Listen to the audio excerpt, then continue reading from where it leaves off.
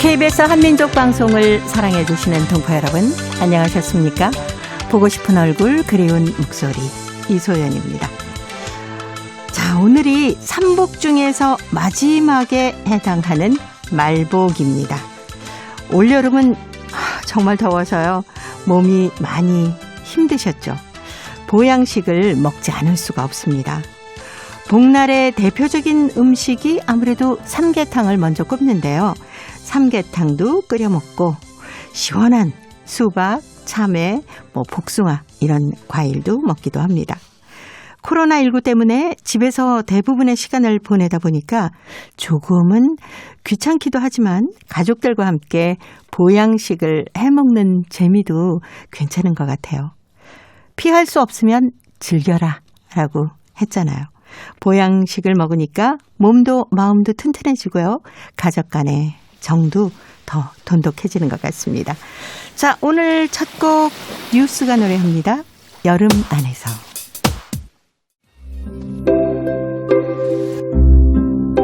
동포 여러분의 편지 사연으로 함께하는 시간 행복우체통입니다. 화요일에 행복우체통 홍익대학교 글로벌 경영학과 전춘화 교수님과 함께하는 날이죠. 어서 오세요. 안녕하세요. 오늘이 말복입니다. 올여름에 너무 더워 소리를 맞아요. 얼마나 했는지 모르겠어요. 중복 날 때도 너무 더웠어요. 그렇죠. 요즘은 햇빛이 너무 쪄가지고 밖에 나가면 막 뜨거운 그런 느낌 들더라고요. 네. 어쩌다 좀 그 낮에 걸으려고 했더니 등이 타는 듯한 느낌. 맞아요. 그런 느낌을 받을 정도로 날씨가 덥습니다. 건강에 모두들 주의하셨으면 좋겠어요. 그 말복이면 이제 지나면 이제 시원한 이제 가을이 그렇죠. 오는 건가요? 네. 다행입니다. 그래도 삼복이 다 지나고 나면은 이제 더위는 다 가지 않았을까라는 생각이 드는데 그래도 여전히 덥잖아요. 네. 그렇잖아도 더운데다가 코로나19 때문에 마스크를 하고 다녀서 더 답답하다 하시는 분들 많으실 것 같습니다. 맞습니다. 이제 이것도 이제 언젠가는 지나가리라 이렇게 소원을 빌면서. 네. 이럴 때 보양식 많이 드시는데 교수님께서는 어떤 보양식 자주 드세요? 저도 비슷하게 한국에 있기 때문에 삼복 때는 삼계탕을 먹고 그다음 또 가끔은 추어탕. 추어탕 먹고 물론 보양식은 아닌데 전 개인적으로 제가 좋아하는 또 해산물 해산물 찜을 가서 이제 해주는 곳이 있잖아요. 그거를 또 이제 가끔 먹고 싶을 때 맞아요. 왕창 먹고 그렇게 하고 있습니다. 네, 아마 해산물 좋아하시는 분도 많이 계시겠지만 그래도 여름이니까 회나 이렇게 날것으로 드시는 것보다는 익혀서 지금 말씀하신 것처럼 찜으로 해서 드신다거나 하는 게 훨씬 더 건강에도 좋을 것 같아요. 그렇죠. 여름이기 때문에 세균들도 있을 수 있어서. 그럼요. 네. 우리 중국 동포분들은 아무래도 보양식 하면은 맞아요. 보양식 하게 되면 한국은 이제 삼복하면 거의 삼계탕이라면 동포들은 사실 좀 우리가 개고기를 좀 좋아하죠. 그래서 아마 연길 같은 경우에는 그 게 거리가 있잖아요. 거기에 사람들이 북적북적합니다. 그리고 너무 더운 날에 뜨거운 거를 먹으면 그렇게 땀도 나고 병에도 굉장히 좋다 해서 또 그거 외에도 양탕. 양고기로. 양고기. 이렇게 좀, 근데 대신 양고기는 좀 외곽으로 나가야 됩니다. 도시에서 양고기 하기는, 서조민족 중에서 양고기를 전문 잘 하는 곳이 있어요. 그런 게 아니면 좀 냄새가 나기 때문에 외곽으로 나가서 맛있게 이제 끓여 먹는 그런 풍습을 가지고 있습니다. 네. 우리는 이렇게 여름철이면 계곡 같은 곳을 찾아서 시원한데 발 담그고 앉아서 삼계탕 이렇게 크게 좀 큰 솥에다가 끓여서 먹고 막 이러는 경우가 많은데 중국은 어때요? 비슷합니다. 그 대신에 이제 모든 곳이 다 계곡이 있는 거 아니니까 예를 들어서 저수지를 개발한 곳에 가서 거기에서 닭을 이제 사람들 모여서 닭 잡아먹는다든지 오리를 먹는다, 오리고기 먹는다든지 오리도 좋죠. 아까처럼 이제 양 한 마리를 잡아서 같이 먹는다든지 그런 문화를 가지고 있어요. 철렵도 가곤 하는데 비슷하겠죠? 예, 맞아요. 그래서 한국은 보면 사실 한국은 굉장히 가까운 곳에 계곡이 많잖아요. 네, 그렇죠. 그냥 가정에서 간단하게 준비해서 가는 경우도 있고 계곡 바로 옆에 뭐 식당을 운영하고 네네. 있으면 사용하는데 중국은 가까운 거리에 계곡 있는 것보다 뭔가 이렇게 좀 이미 개발된 곳으로 가는 경우가 많습니다. 그래서 거기에서 뭐 집을 하나 빌려서 사람들 모여서 뭐 1박 2일 놀고 오거나 좀 약간 좀 다릅니다. 네. 아, 그렇군요. 예, 우리 동포 여러분께서도 이제 여름 다 간 거 아니야? 라고 생각하시겠지만 그래도 조금 더 신경 쓰셔서 여름 건강하게 보내셨으면 합니다. 자, 행보구체통에 어떤 사연이 들어와 있을까요? 먼저 첫 번째 중국 윤영성 대련시 김혜자 씨가 보내오셨습니다. 고향을 찾아 떠나가신 아버지라는 사연인데요. 제가 먼저 소개해 드리겠습니다. 그리움이 가득 쌓인 마음의 문을 열고 북풍 휘몰아치는 눈 내리는 겨울밤. 80고령에 고향 찾아 떠나가신 그리운 아버지. 이 딸이 눈물 훔치며 목매이게 아버지를 불러봅니다. 어린 시절 일찍이 부모님을 여의고 만국의 서름을 안고 떠나온 고향 땅. 풍상서루 무진 세월 70년. 타향살이로 일본 땅도 만주 땅도 마음은 항상 오매불망 그리운 고향 땅에 있었으니 산천초목이 7번이나 바뀌어도 변치 않는 옷차림. 그리고 옹고집으로 평생토록 지켜온 충청도 사투리와 한복 바지 저고리의 하얀 제님. 검정색 두루마기의 하얀 동정. 간혹 내가 두루마기 입으신 아버지 손을 잡고 길을 나서 두 눈에 쌍불을 켜고 이약 부리는 나를 흐뭇한 눈빛으로 내려다보신다. 지집에 성깔이 수월찮고만 그려. 빙그레 미소 지으시며 망향의 서름 속에 허덕이면서도 환각 속에 고향 찾아 헤매시던 내 아버지. 그 무거운 입속에서 간신히 새어나온 한탄 소리를 타고 흘러내리는 아버지의 슬픈 눈물을 그때 난생 처음 보았습니다. 엄마도 나도 무너진 아버지의 가슴에 얼굴을 묻고 목 놓아 울었습니다. 아버지의 메마른 가슴을 흠뻑 적시며 울었습니다. 오늘도 영혼 심차에서 울려나오는 나의 아버지의 망향의 탄식 소리가 내 귓전에 들려옵니다. 아버지, 고향 찾아 떠나가신 아버지. 이제는 부디 한 맺힌 서름을 태안 앞바다에 몽땅 씻어버리고 오매에도 그리던 고향의 하늘나라에서 어머님께 못다 주신 사랑 다 털어주시고 편히 잠드소서. 불효자식 엎드려 빕니다. 라는 사연입니다.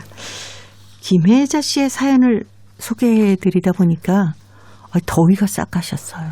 예. 마음이 참 뭉클하고 얼마나 오매불만 고향을 그리워하셨으면 환각 속에서도 고향 땅을 보셨을까라는 그 아픔이 그대로 느껴지는 글입니다. 또 아버지에 대한 그 그리움도 네. 네, 방금 전까지는 막 더웠는데 그러니까요. 네, 아버님을 또 생각하다 보니까 이게 차분해지네요. 또. 그렇죠. 네. 아버님 고향이 충청남도 태안이네요. 이쪽에 꼬치 해수욕장도 있고 참 아름답고요. 또 석양이 네. 굉장히 멋진 곳입니다. 네. 다음에 기회 되면 한번 꼭 가봐야 되겠네요. 네. 아마 김혜자 씨에게도 내 고향이 어딘데 하면서 고향 얘기를 많이 들려주셨을 것 같습니다. 근데 뭐 일본 만주 이 등지에서 70년의 세월을 보내셨다고 하니까 얼마나 고향이 그리우셨을까요?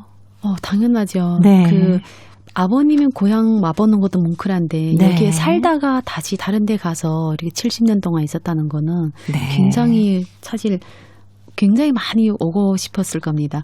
제가 한 2달 전에 외할아버지 살던 고향으로 가봤거든요. 어디?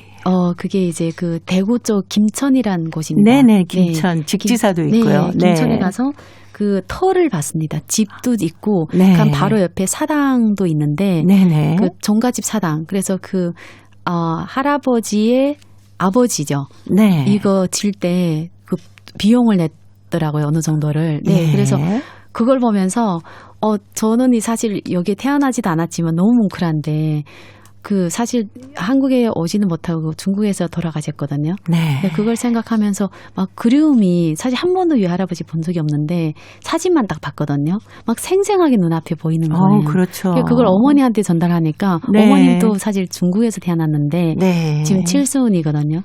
너 똑같이 막 벅차는 거예요. 그렇죠. 여기가 우리 아버지 살던 곳인가고. 네. 얘기를 듣는 저도 막 눈시울이 뜨거워지는 것 네. 같습니다. 네.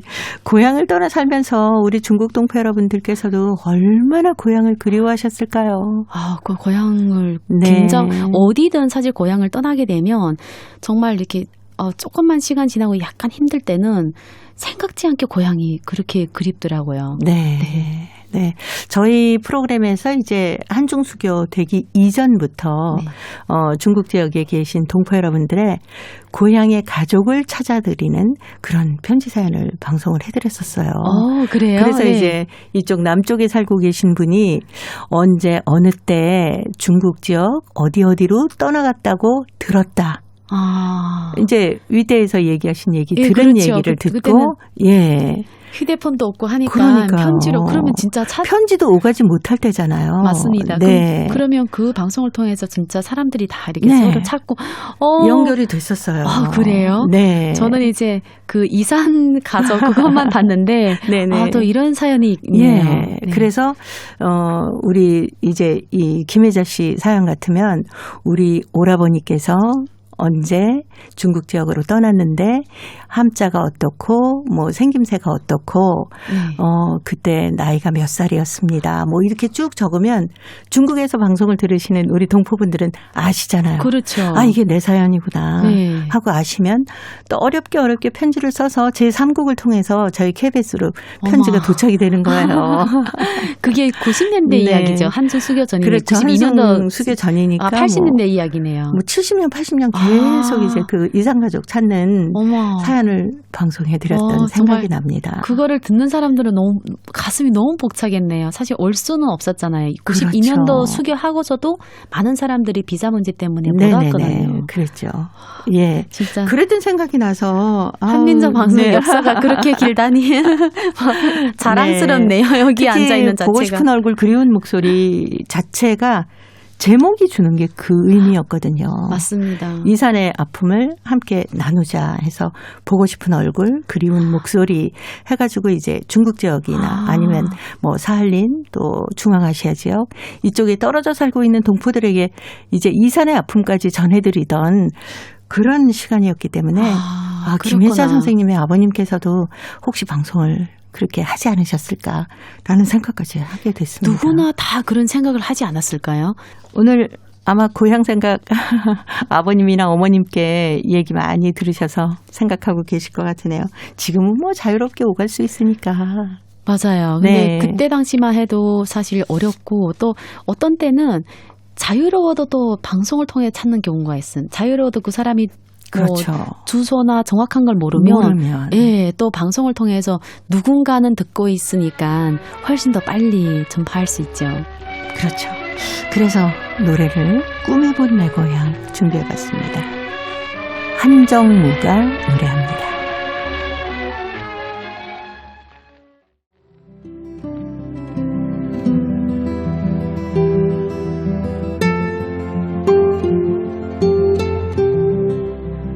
동포 여러분의 따뜻한 사연으로 아름다운 추억을 만들어 드립니다.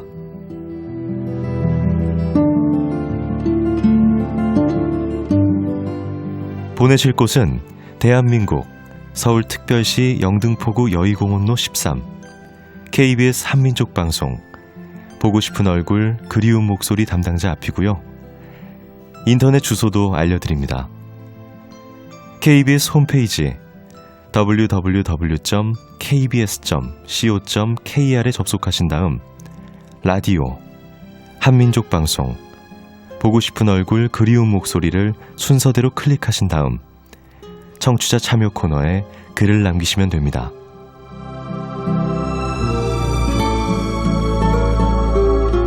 정다운 이야기와 아름다운 음악이 있는 보고 싶은 얼굴 그리운 목소리, 동포 여러분과 늘 함께하겠습니다.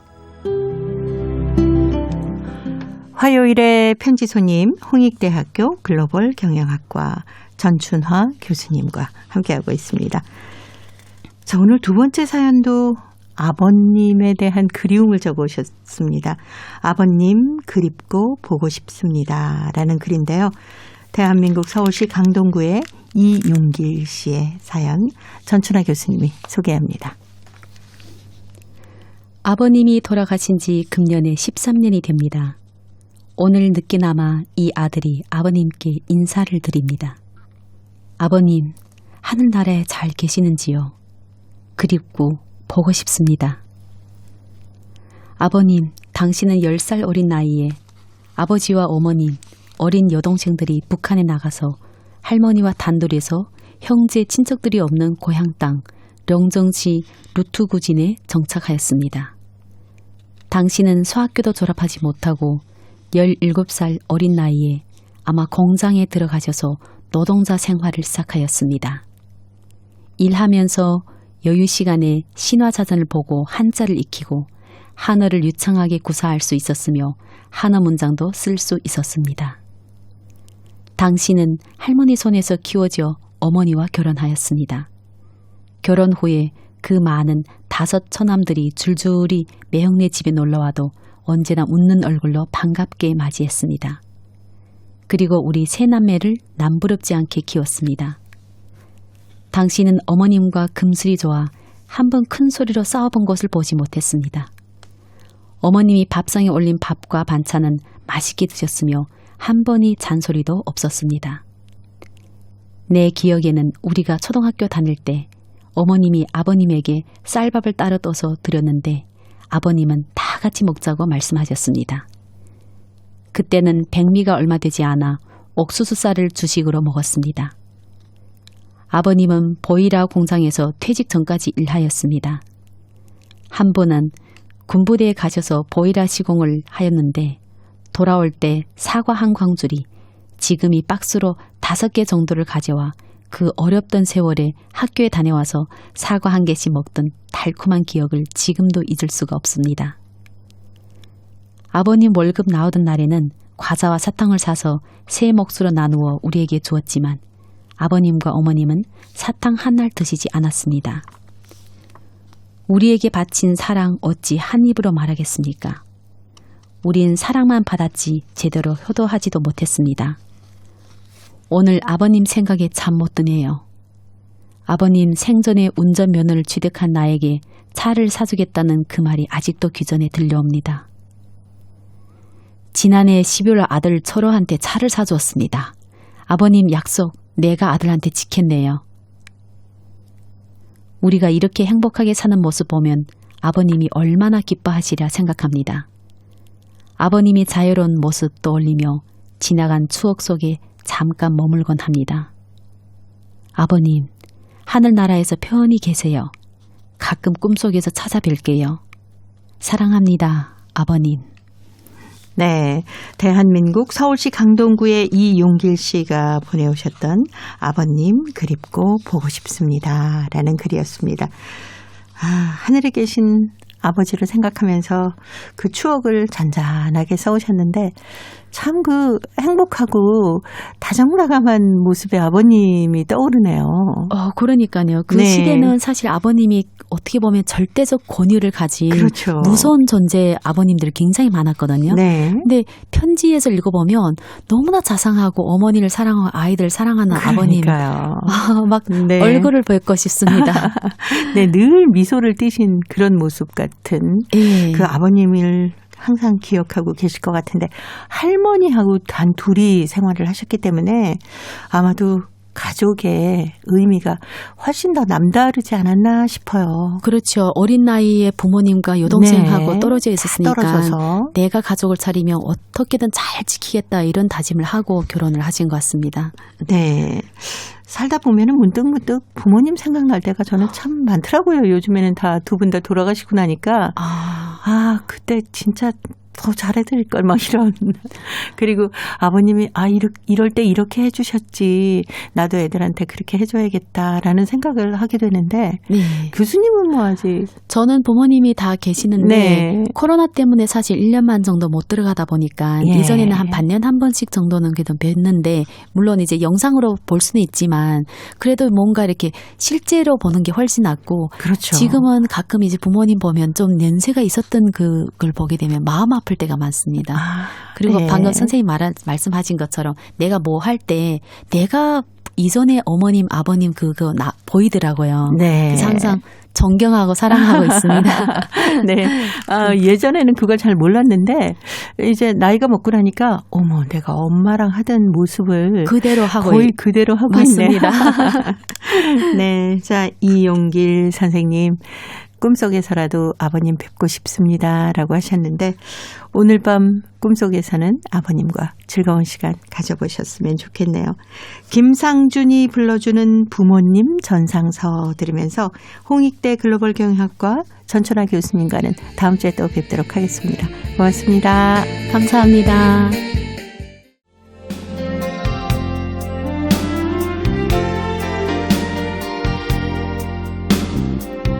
KBS 한민족 방송은 7천만 온결의 꿈을 담습니다.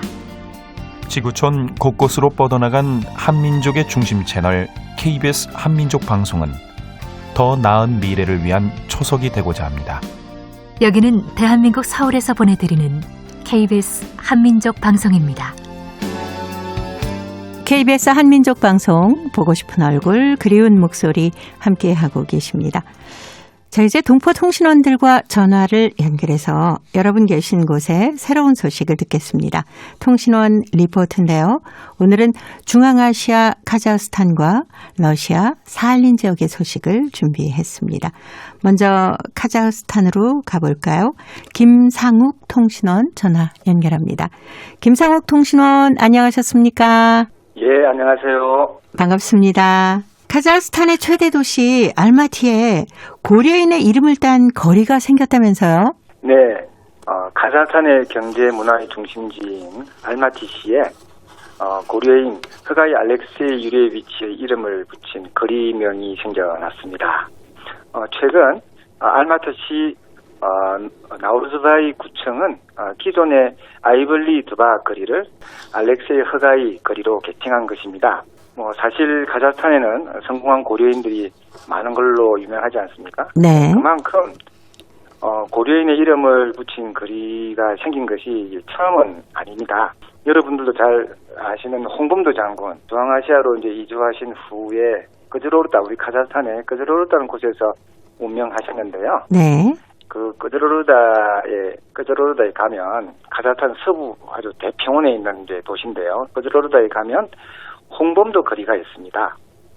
이제 이 거리의 건물 벽에는 홍범도 장군의 얼굴 부조가 붙여져 있어서 현지어를 모르는 한국 분들도 예를 들어서 방문을 하게 되면 쉽게 알 수 있습니다. 네.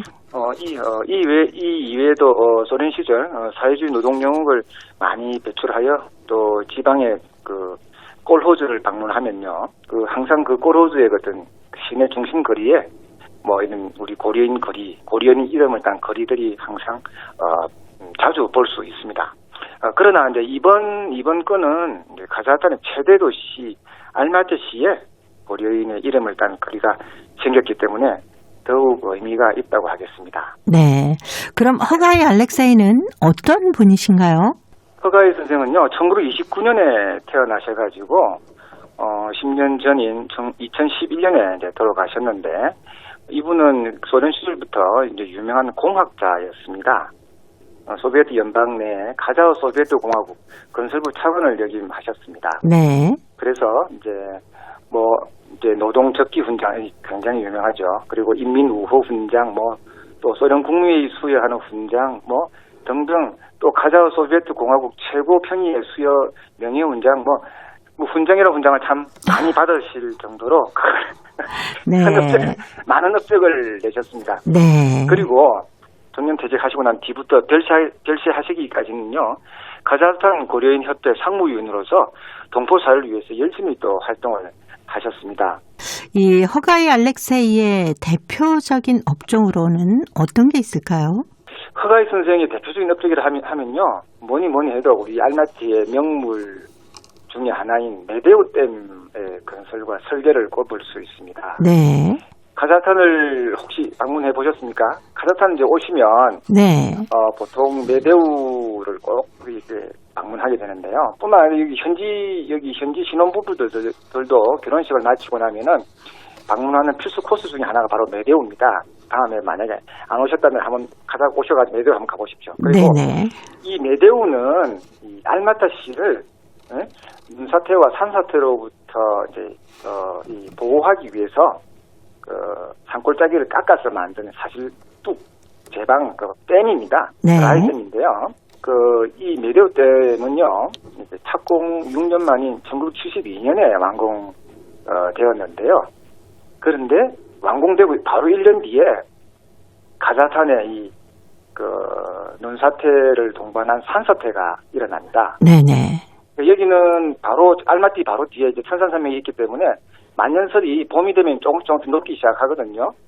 그런데 그게 눈이 녹으면서 이렇게 산사태를 항상 유발합니다. 그런데 그때 73년도에는요, 정말 집채만한 바위돌들도 함께 굴러내릴 정도로 아주 큰 산사태가 났는데, 그때 허가이 선생이 설계하고 건설한 이 댐으로 인해서 알마티시가 대형 재난으로부터 보호될 수 있었습니다. 재난을 피할 수 있었습니다. 네. 그래서 이 사건 이후에 허가이 선생은 공학자에서 이제 인력 자연재해 방지본부 책임자로서 본부장 직책을 수행하였고요. 또 그의 일대기를 소재로 카자흐스탄에서 도시의 방패라는 영화가 또 제작되기도 했었습니다. 국민적 영웅이 되어버렸죠. 네. 그리고 또 생전에 그가 또 걸었던 삶의 또 여정은요, 현지인들뿐 아니라 이 카자흐스탄에 살고 있는 우리 동포 사회의 큰 본보기가 또 되시는 그런 분입니다. 네, 우리 동포들께는 아주 자랑스러운 분이시네요. 네, 그렇습니다. 네, 자, 오늘 중앙아시아 카자흐스탄 지역의 소식 여기까지 듣도록 하겠습니다. 김상욱 통신원이었습니다. 좋은 소식 잘 들었습니다. 네, 감사합니다. 네, 고맙습니다. 자, 이제 러시아 사할린으로 가보겠습니다. 배순신 통신원 만나볼까요? 배순신 통신원 안녕하셨습니까? 네, 안녕하세요. 네, 반갑습니다. 러시아 사할린 홈스크에서 뼘세 축제가 열렸다고 하는데 자세한 소식 좀 전해주세요. 지난 7월 24일 홈스크에서 연방 청년 포럼의 일환으로 뼘세 망망독 축제가 처음 열렸습니다. 사할린의 홈스크시 청년들과 모스크바, 사마라, 블라디보스토크 등 러시아의 여러 도시 대표들 1,100여 명이 참가했습니다. 행사는 사할린 주한인 협회, 홈스크 한인회와 주한인 청년회가 주최했습니다. 사할린을 비롯해 러시아에서도 인기가 많은 뼘세는 바로 홈스크에서 1980년대에 사할린 한인들이 출시했다는 얘기가 있습니다. 왕만두와 비슷한 뼘세에 들어가는 속 재료는 주로 간 돼지고기와 김치 또는 간 돼지고기와 양배추를 섞고 뼘세 피는 발효시킨 반죽으로 사용합니다. 사할린 주한인 협회 인본인 배용희 요리교실 진행자의 설명을 듣고 참가자들이 뼘세를 비교 띵동에 올렸습니다. 배용희 진행자는 우선 포럼 참가자들에게 우리 한민족 문화를 소개합니다. 우리 한인들은 수로와 사할린 주에 거주하는 민족 중 두 번째로 많은 민족입니다. 바로 요리 활동 교실을 통해 민족에 대해 더 많이 알게 하고 친해지게 만들어 민간 외교를 통한 그 경계를 넓히고 있습니다. 뺨새에 대한 활동 교실은 극동 지역이 없는 것으로 알고 있습니다. 네. 그러니까 뺨새 체험 행사는 이번이 처음인 건데 직접 먹어본 분들의 반응은 어떤지 궁금하네요. 네. 뺨새를 찍는 동안 한인총연회 회원들은 한글 쓰기와 한민족 전통놀이, 대기차기와 투어를 진행했고요. 즐거운 시간은 정말 인기가 많았어요. 자기가 만든 뺨새를 처음 먹어본 참가자들은 만족해하며 행복한 표정을 지었습니다. 행사에 참석한 주정부 관계자, 홈스시장 디미트리 립치노프 등도 직접 뺨새를 만들어보고 맛있다고 하며 뺨새 축제의 자체를 높이 평가했습니다. 그리고 모스크바 사마라 등지에서 온 전문가들은 이날 마련한 한민족 문화에 대한 설계 자료를 남김없이 가져가고 한민족 문화에 큰 관심을 보여주었다고 홈스카님회 부회장 이진송 한국어 강사가 말하였습니다. 이날 참가자들에게 북공연을 송사한 사카 한민족 청소년 타키팀의 공연도 큰 호응과 갈채를 받았습니다. 네. 자, 러시아 살린 지역의 소식 여기까지 듣도록 하겠습니다.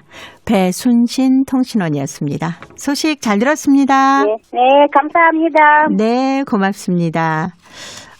러시아 살린 홈스크에서 뺨새 축제가 열렸다고 하는데 우리의 왕만두와 비슷한 거라고 하죠. 이 속을 미리 준비를 해놓고 100여 명이 참석을 해서 빤쉐를 만들어서 찜통에 올려있는 동안에 또 우리 민족의 전통 놀이를 선보였다고 하는데요.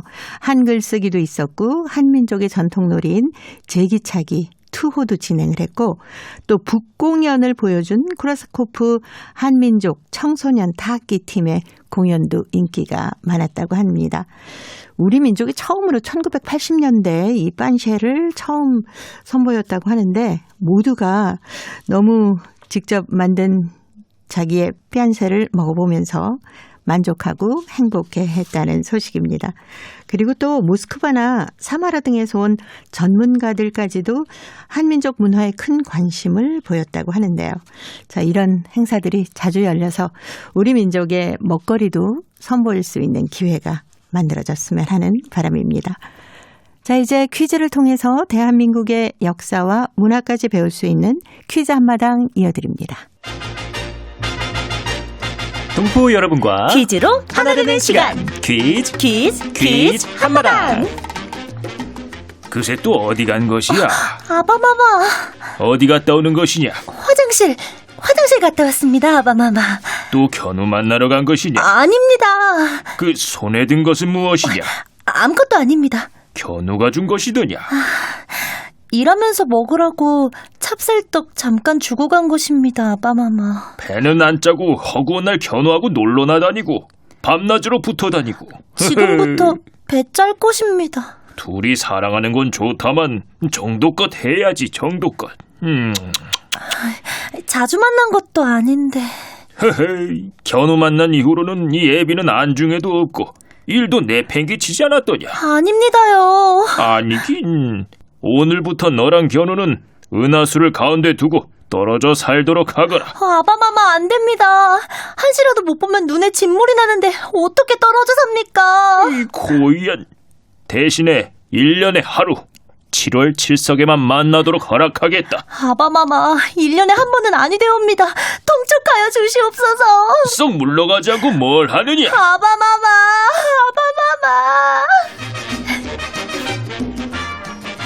견우직녀 설화를 간단히 재구성해 보았습니다. 옥황상제가 배를 짜서 옷을 짓던 직녀와 소를 끌어 농사를 짓는 견우를 결혼시켰는데 결혼 후 두 사람은 사랑에 빠져서 이를 내팽개치고 놀러만 다니죠.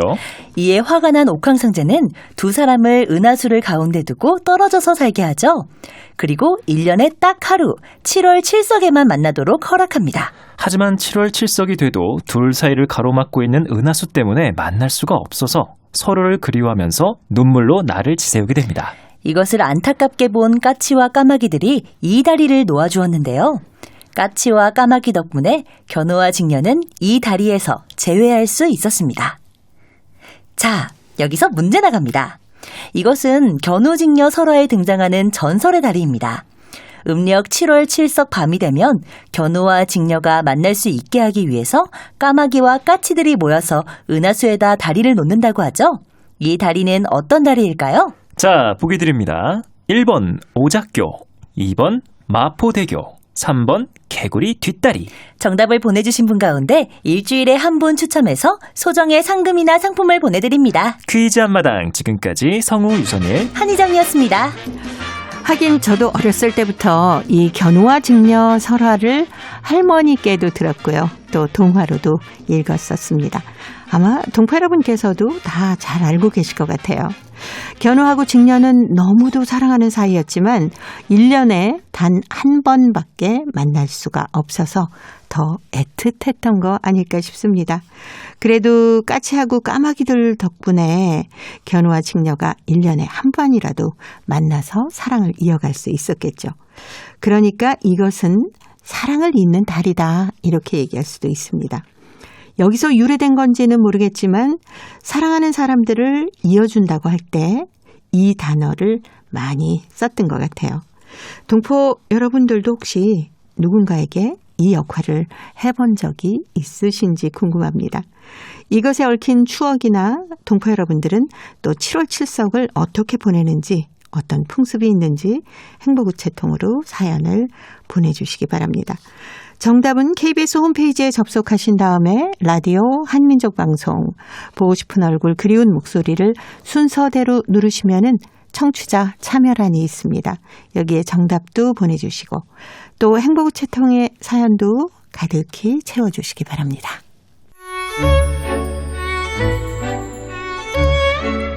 고려인들의 역사를 재조명하고 그들의 삶의 애환을 살펴보는 시간 고려인 이야기.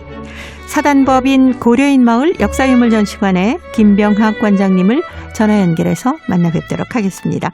관장님 안녕하셨습니까? 네, 안녕하십니까? 네, 잘 지내고 계시죠?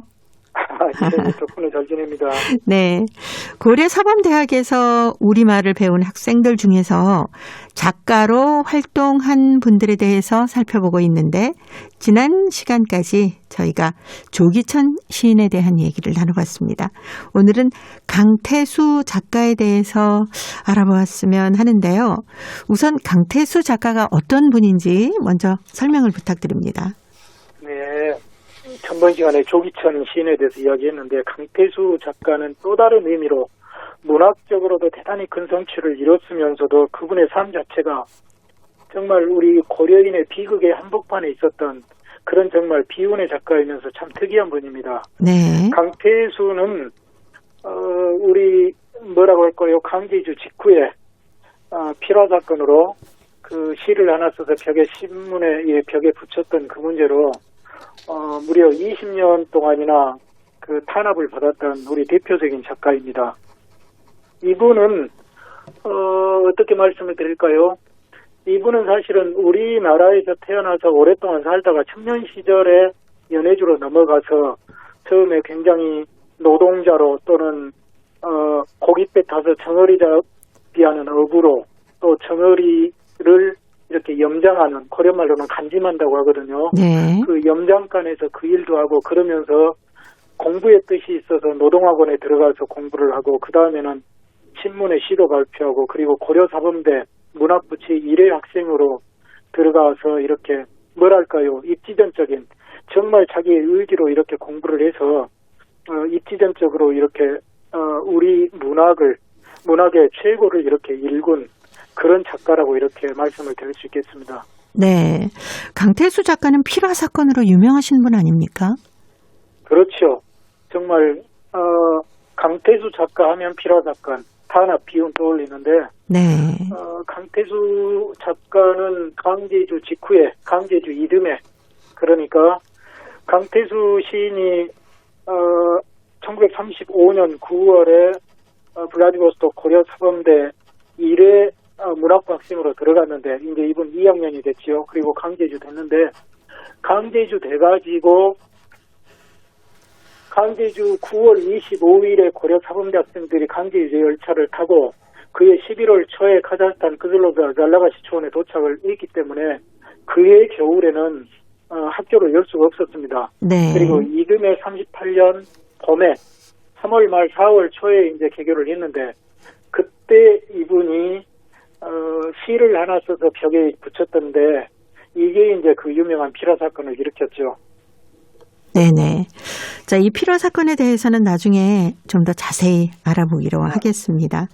먼저 강태수 작가가 어떤 분인가요? 고향이 어디시고 언제 그 이제 블라디보스톡으로 갔는지 그 좀 자세한 설명을 부탁드립니다. 그러겠습니다. 강태수 작가는 네. 함경남도 이원이 고향입니다. 네. 함경남도 이원에 태어났고 부모님은 이 농업에 종사인 그 농사꾼의 자식이고 그래서 강태수는 그 가난한 속에서 겨우 소학교만 마치고 부모님을 도와서 생계를 유지해야 되기 때문에 이렇게 농사를 지었는데 그 허기를 달랠 수가 없다고 그래요.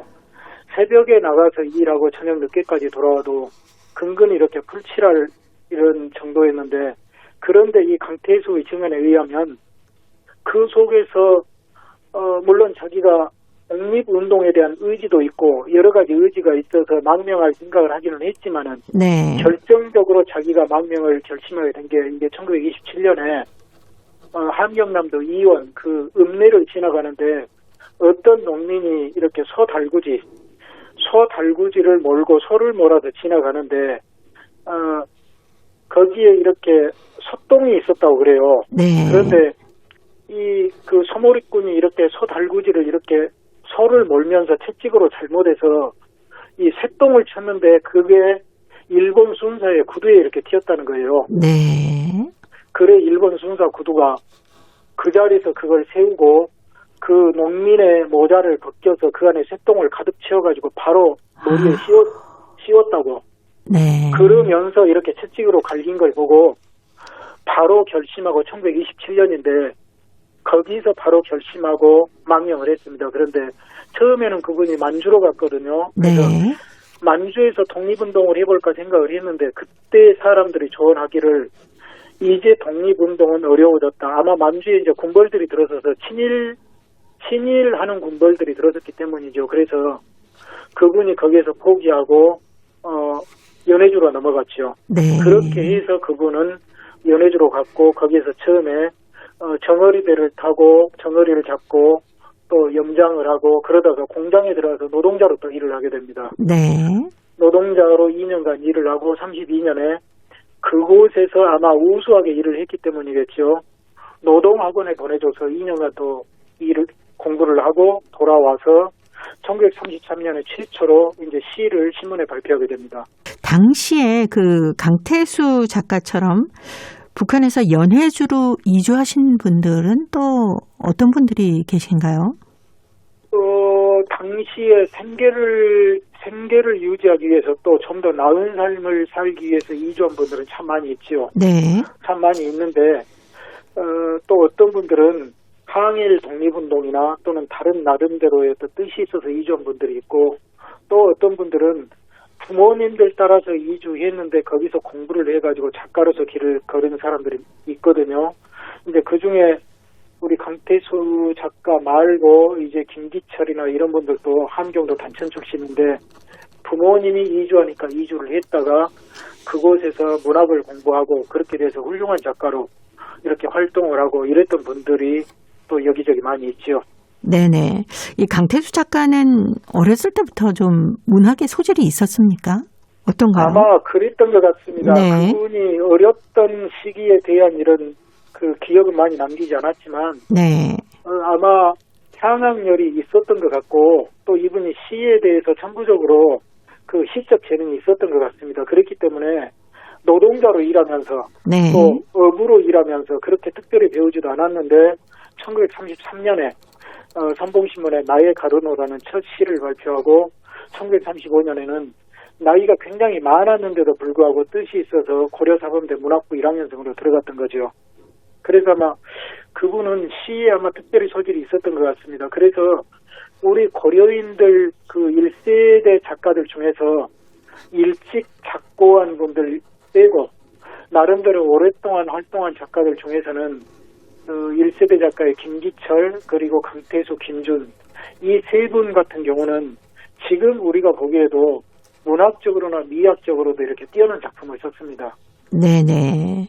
그럼 이제 고려 사범대학에서 문학 공부를 할 때 함께 공부하신 분들이 김기철이나 김준 이런 분들과 같이 공부를 했습니까? 이제 김준 같은 분은 그 강태수보다 나이가 상당히 많습니다. 그래서 그분은 그 당시 나이에는 학교에 들어갈 수 없어서 그분은 원동 국립대학교 그러니까 러시아식 대학교죠. 거기 노동학원을 다니고 사회 활동을 이미 했었고요.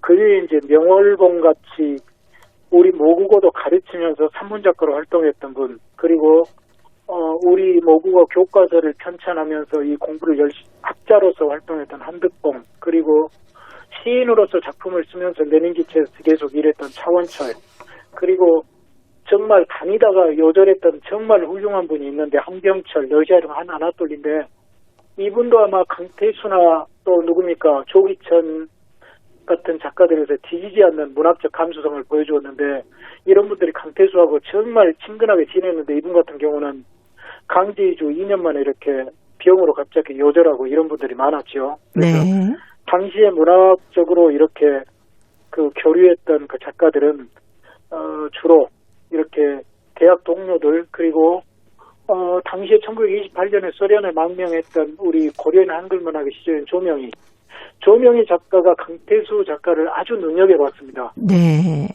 이것이 큰 인연도 됐고 이것 때문에 강태수가 또 탄압을 받은 계기도 됐죠. 네. 자, 고려인 이야기 오늘은 강태수 작가에 대한 얘기를 잠시 나눴습니다. 오늘도 사단법인 고려인 마을 역사유물전시관의 김병학 관장님 전화 연결해서 얘기 나눴네요. 다음 주에 또 뵙겠습니다, 관장님.